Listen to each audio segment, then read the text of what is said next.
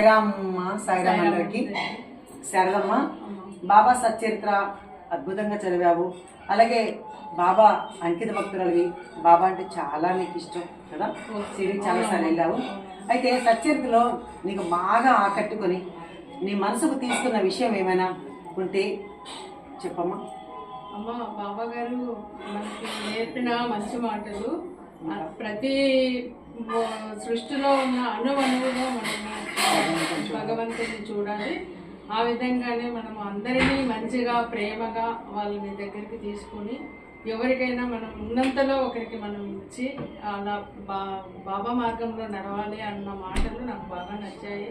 నాకు వీలైనంత వరకు నేను అవి ఆచరించడానికి కూడా ప్రయత్నిస్తున్నానమ్మా. దాని మీద నాకు కనీసం ఒక్కటన్నా ఆచరిస్తున్నావు నాన్న? ప్రయత్నిస్తున్నావా, ఆచరిస్తున్నావా? అంటే కొన్ని చేస్తున్నాను, అన్ని చేయలేము. అన్ని అంటే ఇంకా ఇప్పుడే ఆచరించలేకపోతున్నాను. కొన్ని అయితే ఆచరిస్తున్నాను. ఒకరితో వాదనలకు వెళ్ళకూడదు, ఎవరేమన్నా కూడా సరే మనం సర్దుకొని పోవాలి, అదైతే చాలా చేస్తున్నానమ్మా. ఎవరేమన్నా అన్నా కూడా సరే పోని వాళ్ళని, అది మన తప్పు కాదు, నేను సర్దుకొని పోతున్నాను. ఇది బాబా మార్గంలో నాకు నచ్చినదమ్మా. బాబా చరిత్ర చదవటం వల్ల నాకు ఇది తెలుసుకున్నాను.